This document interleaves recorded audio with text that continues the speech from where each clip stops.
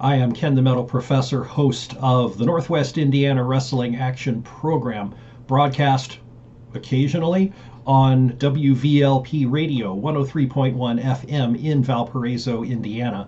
I had the opportunity to speak to Maverick Cage prior to his upcoming retirement match at ACME Championship Wrestling, which will take place at Winter Warfare 10, Lincoln Elementary School in Roselawn, Indiana, at 7 p.m. When we did the recording, we met online through Google Meet, and I recorded the screen portion that Maverick Cage was in, but turns out I didn't grab the other portion of the screen that had me in it. So you'll hear me, but you'll see Maverick Cage.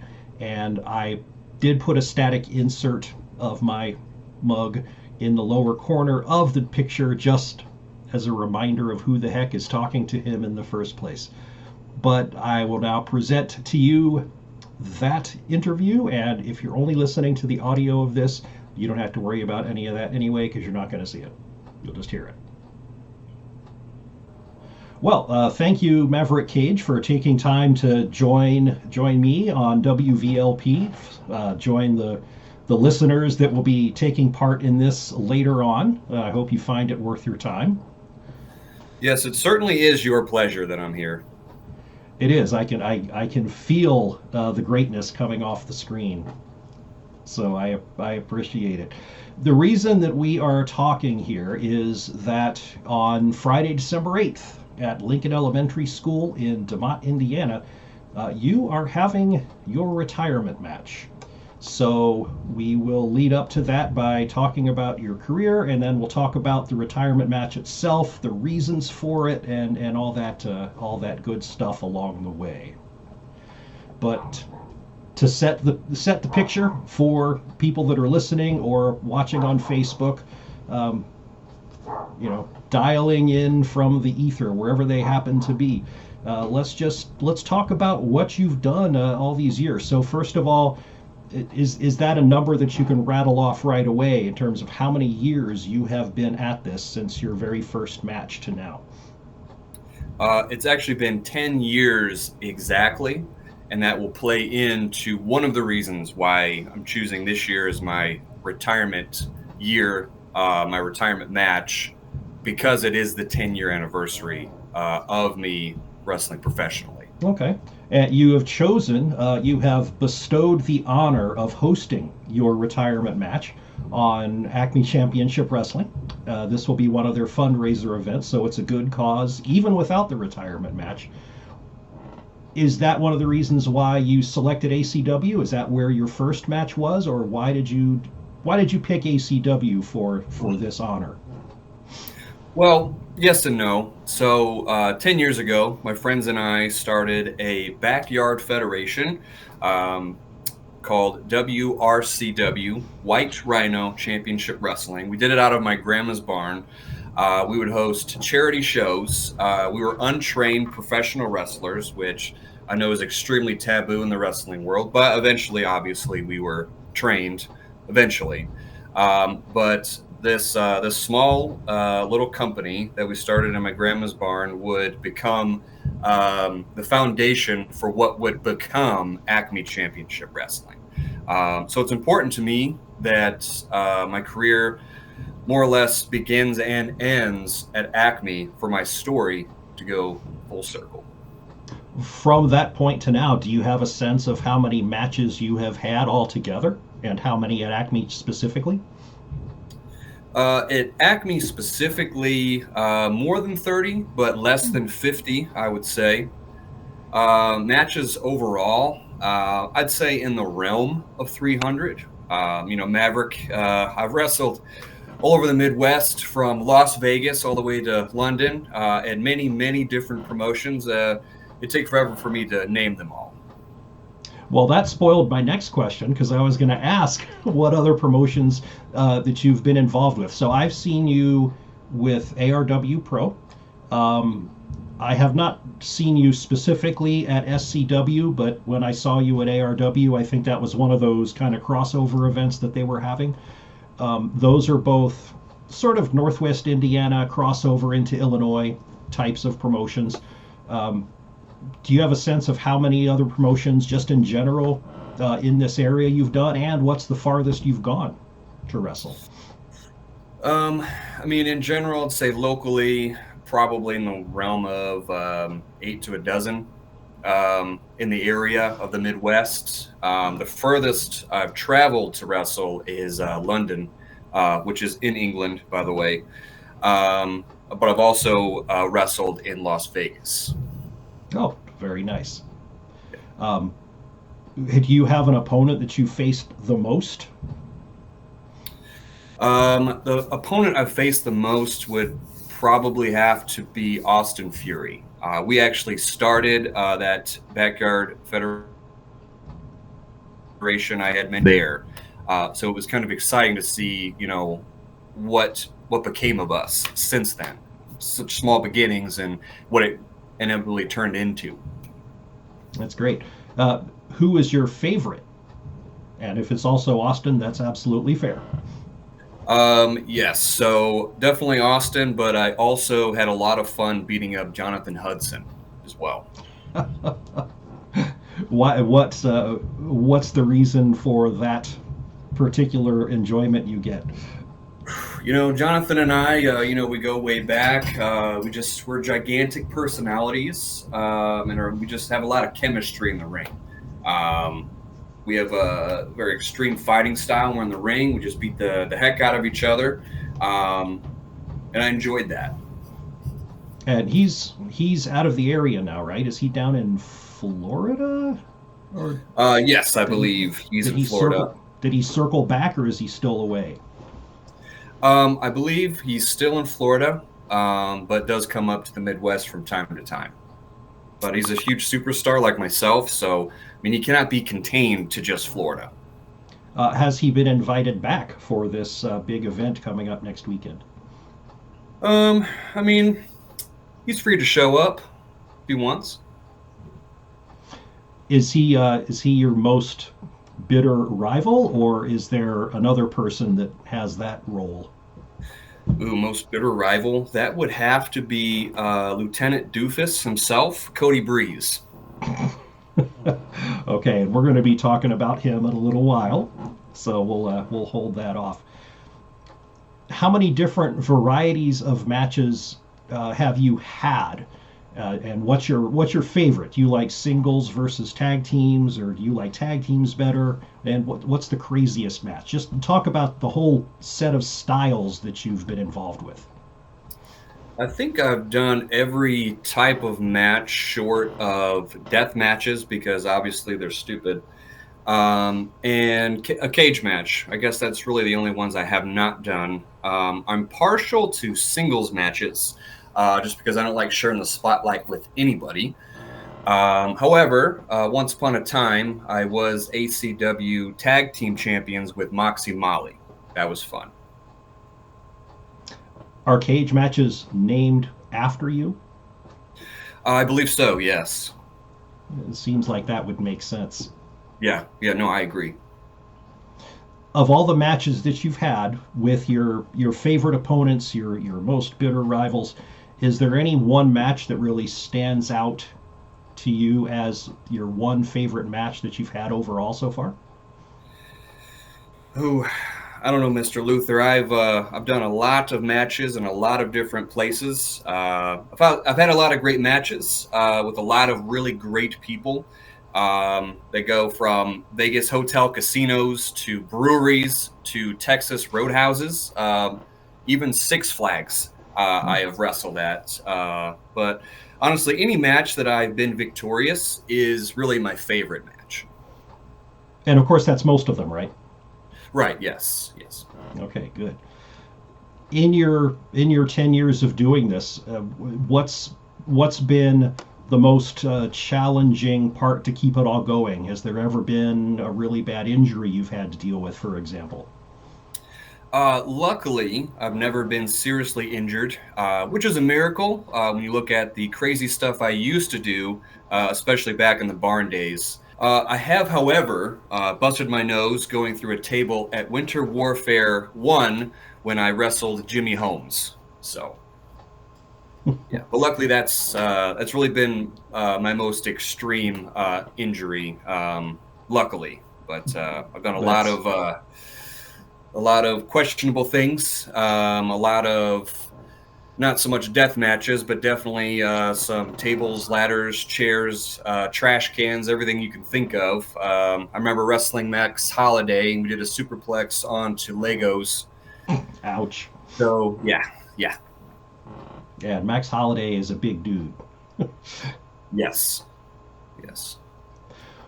Are any of the Barn Days matches available on YouTube for the interested viewer? Yes, they do exist. But while you watch them, keep in mind we are very, very green and very, very untrained.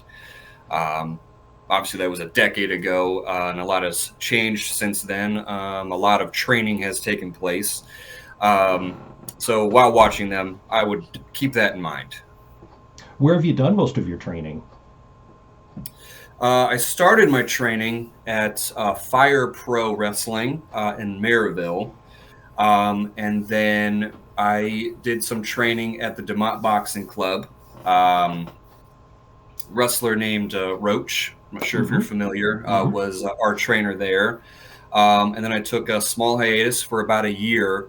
And then when I came back, I started training with Southland Championship Wrestling with Hunter Payne. Oh, very good.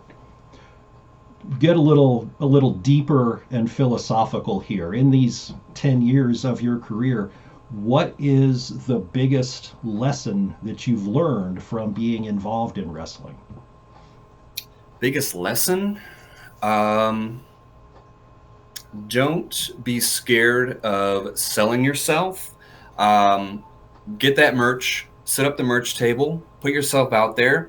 Don't be afraid to do it. The wrestling business, it's fun. You meet people, but at the end of the day, it's a business.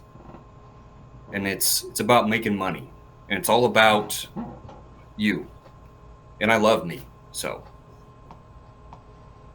Which may help with this question is, what do you want to be remembered for? When the scholars of yore are looking back on Northwest Indiana wrestling and they come across the name Maverick Cage. That is a great question. But it's not what I want, but what I know I'll be remembered for. My world-renowned talent and class, my good looks, my charm and my charisma, and of course, my humbleness. I also want the world to remember the beating I'm going to give Cody Breeze on December 8th at Winter Warfare 10. It's like if I was in a video game, I'm at a maxed out level. I've learned and I've done everything in my wrestling career that I wanted to do, and then some. There's no more achievements left to unlock except for defeating Cody Breeze. I'm like Rocky Balboa in Rocky 6. I have a fire in the basement, and I'm ready to unload some hurting bombs on Cody Breeze's face. Ouch. So you can help me by giving me some education here. I am not familiar with Cody Breeze. I don't know if I have seen him wrestle as I've been going around to different promotions in the area. So who is he, and why have you selected him as the victim of your final beating? Well, Cody Breeze and I go back 10 years. In fact, when I mentioned that my friends and I had built this wrestling promotion in a barn, Cody Breeze was the other half of that. So Cody and I go back a decade. So you could say that we are former friends turned bitter rivals. But fact is, Cody Breeze and every other moron on the internet thinks he's the greatest thing since diced bread. After 10 years, it's time to shut that potato-headed baboon up. What better cherry on top of Maverick Cage's long, fantastic career than to whoop Cody Breeze, my very first opponent, for my very last match? And how did you present the offer? Did you have to call him out? Was he just the first in line when the news of your retirement match came about? How did this get going? Well, it was a couple of things.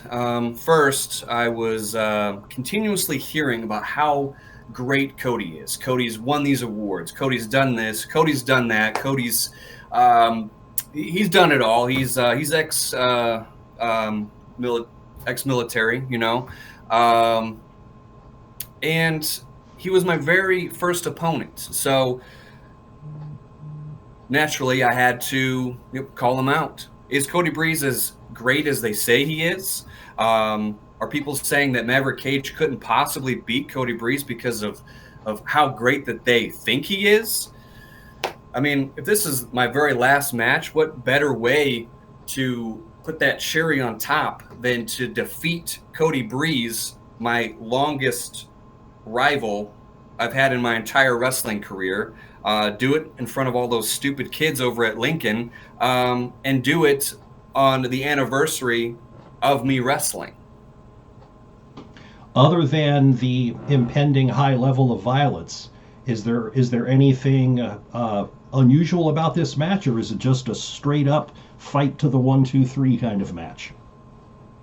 I've done a lot of different matches with Cody Breeze that have involved tables, trash cans, razor blades. I mean, the whole deal. But the fact is, when I've defeated Cody Breeze in the past, I've had to use these things to beat him.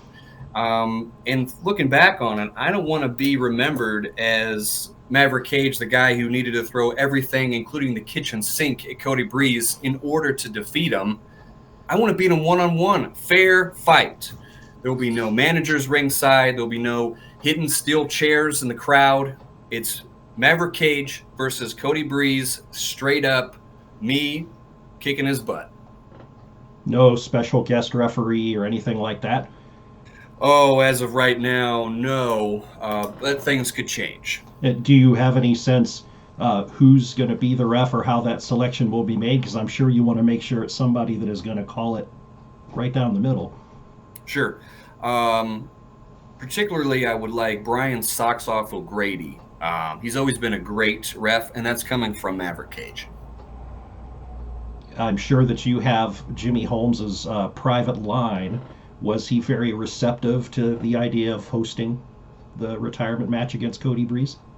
Certainly, he'd be a moron to refuse this match. I mean, it's $1 million match we're looking at here. So, yeah, very receptive. How long has it been since your last match? It's been 4 years since my last match, and a lot has changed. A lot has happened in those 4 years. I left wrestling 4 years ago, right after I'd gotten back from London, and I thought there's really nothing left for Maverick Cage to do. I'm the conqueror. I'm on top of the mountain. What's there left to do? And then immediately after that, that's when the pandemic hit, and no one was wrestling. So, but now that we're back on the 10-year anniversary, it just it's got me thinking. What a great time to hang it up. It being 10 years, the opportunity to whoop Cody Breeze at the place where I virtually started. So now's the time. So no concerns about the gap, that 4-year gap there. I'm assuming you're training pretty hard at this point. So any worries about that gap, and how are you making sure that you're up and ready to go?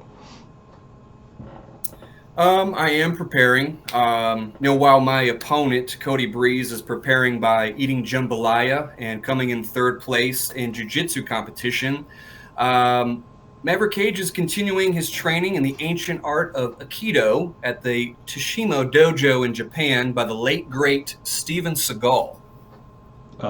Late great? Is this a news break? Oh, no, he's not dead. He's literally late. We were supposed to get P.F. Chang's an hour ago. The Indiana traffic holding him up, no doubt. Yeah. Anybody else on the ACW card for that night that you're going to have to keep your eyes on to make sure there are no shenanigans? You know, I believe with my 10-year reputation in not only ACW, but in professional wrestling as a whole, every wrestler in the locker room knows not to cross the physical specimen. That's good. Okay, and one of the things you mentioned was things that have changed since you wrestled last. And I'm curious if one of them, being your daughter, is going to be there to watch this. And is she old enough to appreciate that that's dad up there? What sort of experience are you expecting for her and for you, knowing that she's in the audience? Sure. It's extremely important to me that she's present for this match. She's 2, but she's smarter than a lot of grown adults that I know. If you think about it, Kenobi exists as a result of professional wrestling. When I'd met Kenobi's mother in wrestling, Kenobi is the byproduct of wrestling. So she has to watch her dad, or Big Papa Mav, as she calls me, in my very last match. It's very important to me. My entire family grew up in professional wrestling, and we're creating a new generation of professional wrestler. I don't think I could even compete if she wasn't there. So it's extremely important to me that she's present. It's important to me that my whole family is there to watch me beat up Cody Breeze. Yeah, I mean, I've always had great support from the cages in the crowd. So, and this time it will include Kenobi Cage. So not only are you a wrestling genius, you are a good, strong family man. That's true. I'm strong in a lot of ways, especially as a family man. Now, are you going to like give her some brass knuckles and teach her how to slide them in under the ropes at the right time or anything like that?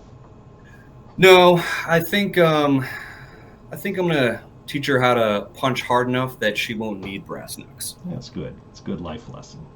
Yeah. All right. Well, let's go over the details one more time, sir. Maverick Cage versus Cody Breeze. Maverick Cage's retirement match after an illustrious 10-year career going on at ACME Championship Wrestling Friday, December 8th at Lincoln Elementary School. Now, this is also a fundraiser, I believe, for the school clubs. I'm not sure exactly for what, but it seems to be an annual event. Yes. Winter Warfare. Is there a number? Is this Winter Warfare 8 or just Winter Warfare? This is the 10th anniversary of Winter Warfare. Okay. It is Winter Warfare 10 or Winter Warfare X if you want. Okay. It is the Lincoln Elementary PTO fundraiser, and it is family friendly. It's a family entertainment, and it's located right in the realm of Roselawn, Indiana. Right off of 65, so very easy access for anybody that wants to. Yes. Come out there, and it's interesting how everything is coming full circle back to that place 10 years later. Yes, it's been an incredible journey. And I'm excited to end it basically where I began, beating up my former best friend, Cody Breeze. Yeah, I'm really looking forward to it. And also, just to be clear, this is my retirement from in-ring competition. So this will not be the last time you see Maverick Cage, just the last time you see him wrestling in the ring. I do look forward beyond Winter Warfare. I don't know when, where, how, but I will be returning in the form of a manager. So there'll be more to follow post Winter Warfare 10. All right. Well, thank you for breaking that news here on WVLP. I certainly hope to be there to do coverage of the show for radio. And just as a wrap up here, thanks so much for taking the time to set the stage for this big event coming up. Hopefully lots of people will come out to see it. And if not, one way to figure out what happened, learn what happened, is to catch up on the Northwest Indiana Wrestling Action Program on Valparaiso's WVLP. Check out our webpage so that you can listen online, and you can see our schedule for when the Northwest Indiana program will be available for listening. We'll also put it on Facebook, and it'll be spectacular. Thanks, Maverick Cage, for joining me for this time. Do you have any final words of warning for Cody Breeze or anybody else who needs them? I mean, I guess I just want to tell Cody Breeze that, well, he's an idiot to even accept this challenge. And he's shaped like a baboon, and he's as dumb as a potato. That's really, really all I need to say. That kind of sums it up. Yeah. All right. Well, thank you for sitting down for this chat. Best of luck. And my dog just came in the room. He must have known we were wrapping up. So I will see you on Friday, December 8th. The show starts at, did we say what the start time was? I believe 7. Bell time is at 7 p.m. 7 The doors open at 6:30, and you can get your tickets at the door. All right. And good snacks to be had, I'm sure. Oh, definitely, yes. All right. Thanks so much. I will shut Absolutely. this down.